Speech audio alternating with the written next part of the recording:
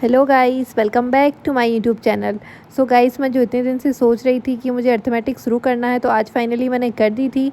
आज मैंने अर्थमेटिक के जो पुराने टॉपिक मैंने पढ़ लिए हैं उनको सॉल्व करने की शुरुआत की थी। वैसे पूरे तो एक दिन में नहीं होने वाले हैं, बट आज मैंने परसेंटेज किया था जो कि थोड़ा सा और रहा है, जिसकी 4 पीडीएफ हैं और मतलब 4 क्लासेस हैं और उनकी 4 पीडीएफ हैं। बट मैं क्लासेस से ही करती हूँ उसे पॉज करके।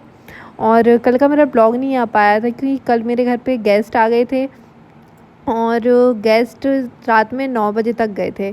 तो उसके बाद मैं दिन भर पढ़ाई नहीं कर पाई थी। पहले तो गेस्ट आने वाले थे, उसकी तैयारियां कर रहे थे और फिर लेट गए थे गेस्ट, तो मैं ब्लॉग नहीं बना पाई थी और ना ही पढ़ाई कर पाई थी। वैसे मुझे अर्थमेटिक देखकर ही नींद आने लगती है, जो कि आप देख सकते हो कि वीडियो में बस ऐसा लग रहा है कि सो ही जाऊँगी 2 मिनट बाद। अर्थमेटिक से पता नहीं मुझे क्या इतनी दिक्कत है। एक तो बड़ी मुश्किल से मैंने आज शुरू किया है इसे और अब बंद नहीं करनी है। अभी 5-6 दिन, 1 तारीख तक मैं जितने भी 5-6 दिन हैं उसमें अर्थमेटिक के पुराने टॉपिक हैं उनको रिवाइज़ करूँगी और उसके बाद मैं वापस से न्यू टॉपिक स्टार्ट करूँगी। अभी 7 से 8 टॉपिक रह गए हैं और 4 से 5 मैंने कर लिए हैं। समथिंग इतने ही टॉपिक होंगे।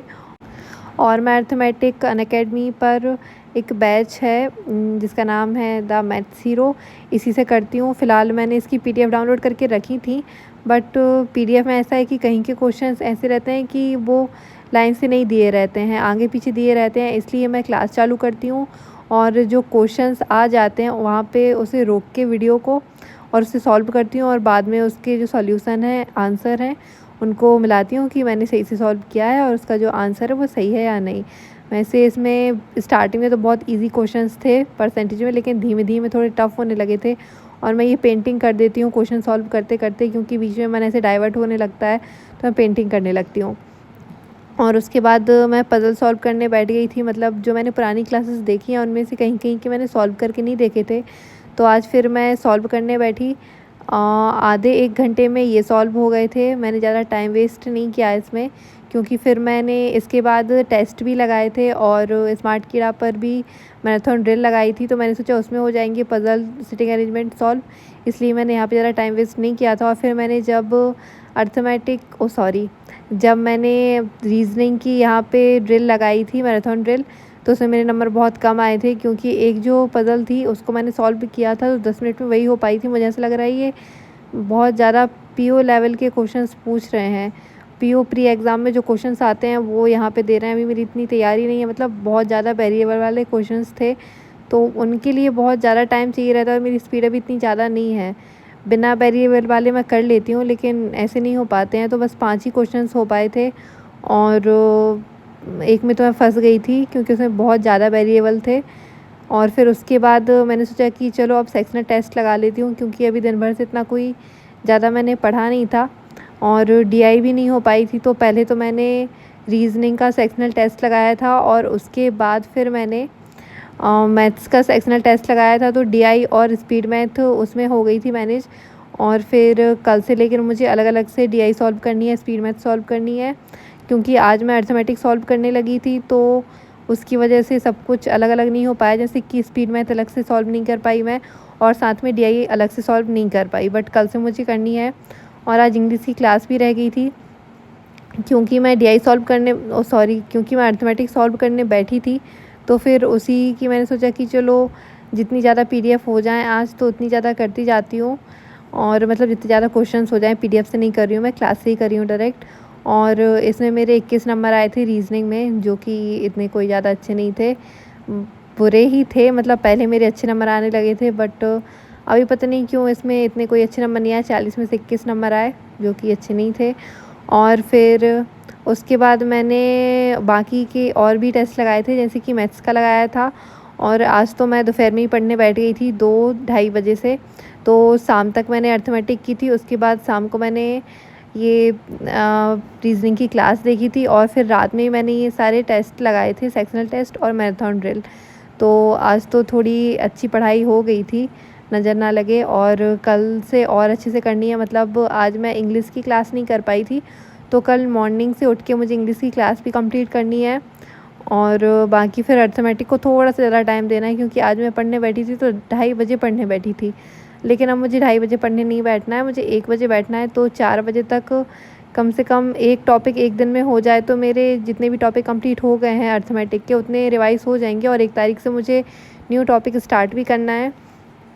और साथ में अभी मैं बार-बार वॉच में टाइम देखती रहती हूँ कि अभी कितना क्या टाइम हो गया है, कितने बजे से क्या शुरू करना है।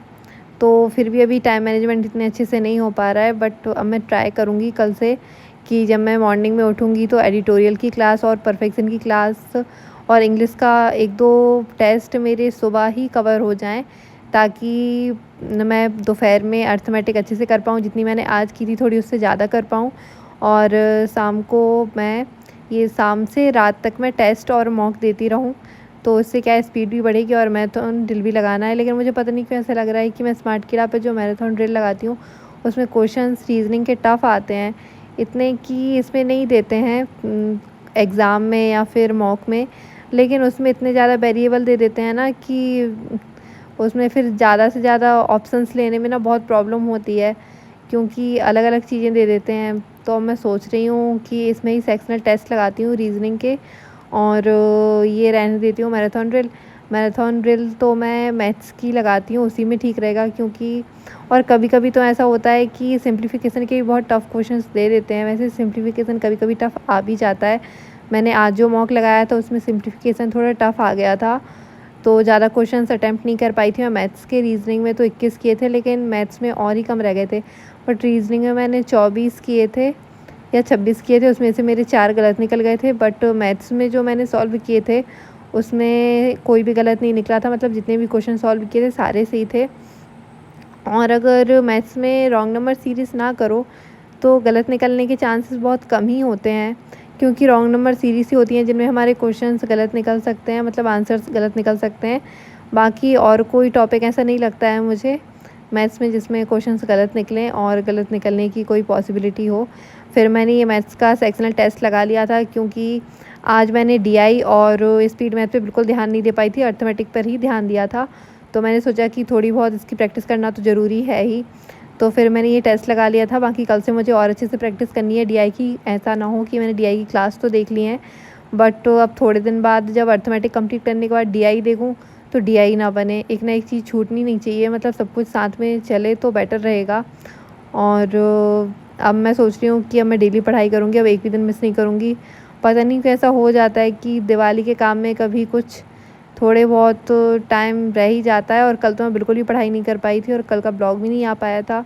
तो कंसिस्टेंसी बनी रहनी चाहिए। ऐसे होता था 1-2 दिन तो मैं पढ़ाई कर ही लेती थी अगर बहुत ज़्यादा बिज़ी होती थी, बट कल तो बिल्कुल ही नहीं कर पाई थी।